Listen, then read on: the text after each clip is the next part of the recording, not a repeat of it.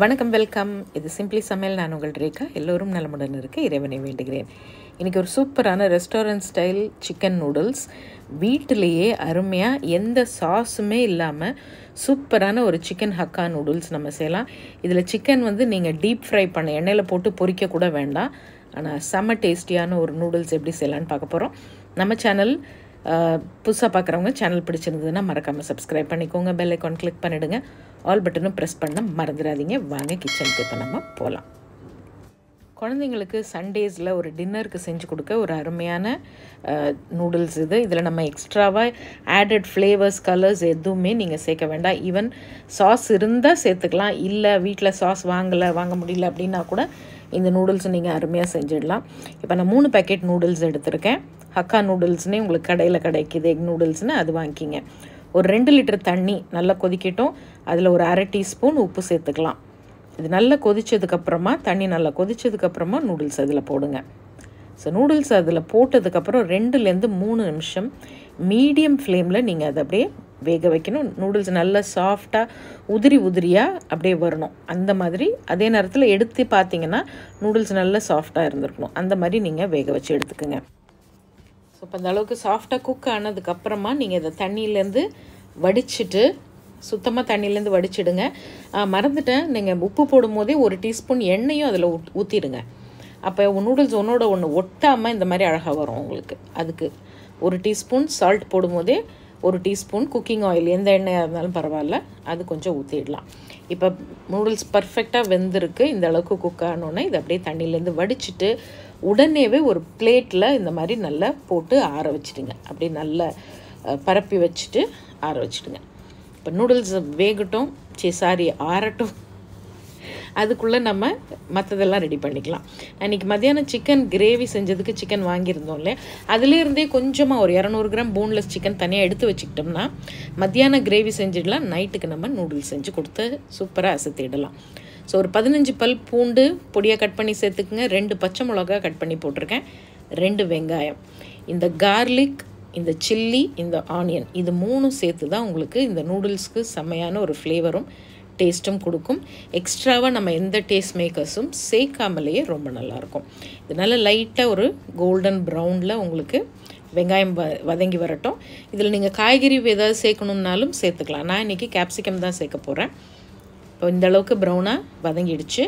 இப்போ நம்ம எடுத்து வச்ச சிக்கன். ஸோ சிக்கன் சேர்க்குறதுக்கு முன்னால் நான் 1 teaspoon Senthur chilli powder, plain chilli powder தான் சேர்த்துருக்கேன். அது கூடவே இப்போ இந்த மாதிரி போன்லெஸ் சிக்கன் ஒரு 200 கிராம். இது 3 பேர் சாப்பிட்றதுக்கு தாராளமான குவான்டிட்டி. ஸோ அதுவும் போட்டு இந்த சில்லி போட்டு நல்லா வதக்கி விடுங்க. ஒரு 2-3 நிமிஷத்தில் சிக்கன் குக் ஆகிடும் உங்களுக்கு. இப்போ இந்த சிக்கனுக்கு, இந்த மசாலாவுக்கு தேவையான அளவு நம்ம உப்பு சேர்த்துக்க போகிறோம். ஏற்கனவே நூடுல்ஸ் வேக வைக்கும் போது அதுலேயும் நமக்கு உப்பு சேர்த்துருக்கோம். அது பார்த்துக்கிட்டு அளவாக நீங்கள் செய்யுங்க. இப்போ சப்போஸ் சில்லி சாஸோ இல்லை சோயா சாஸோ சேர்க்க போகிறீங்க அப்படின்னா அதுலேயும் உப்பு இருக்கும். அதனால அந்த உப்பு மட்டும் கொஞ்சம் கவனமாக இருக்கணும். ஆனால் நாம் இன்றைக்கி சாஸ் எதுவுமே சேர்க்காம தான் செய்ய போகிறோம்.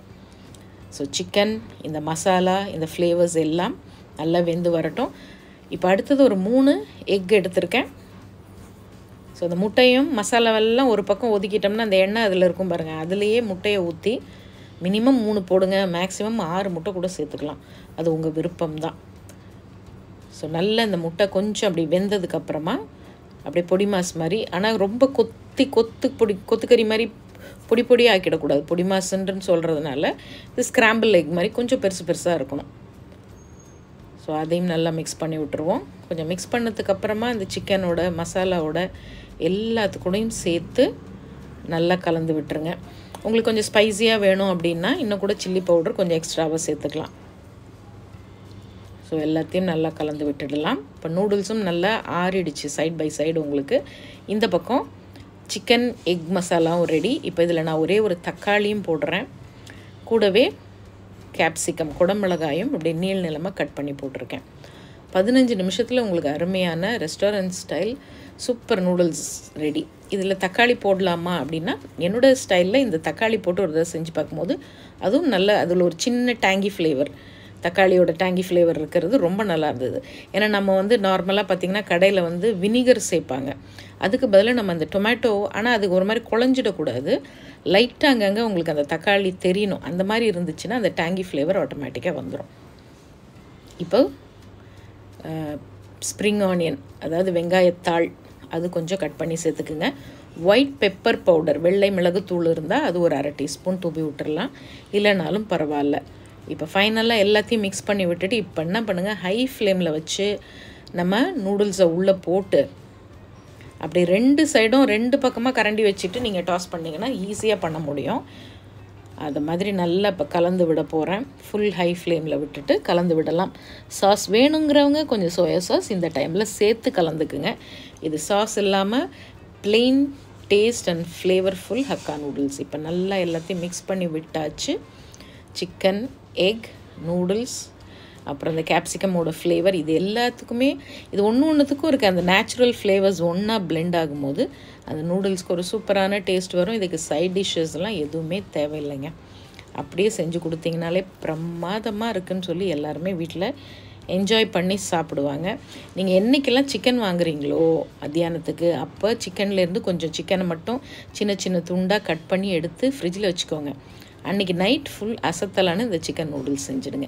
ட்ரை பண்ணி பார்த்துட்டு எப்படி இருக்குங்க சொல்லுங்கள். நம்மளுடைய செந்தூர் மசாலாஸ் வேணுங்கிறவங்க டிஸ்கிரிப்ஷன் பாக்ஸில் டீட்டெயில்ஸ் இருக்குது, பார்த்துட்டு ஆர்டர் ப்ளேஸ் பண்ணிக்கிங்க. இன்னொரு ஃபேண்டாஸ்டிக் ரெசிபியோடு பார்ப்போம். இது சிம்பிளி சமையல். நான் உங்கள் ரேகா. தேங்க்ஸ் ஃபார் வாட்சிங். Take care. பபாய்.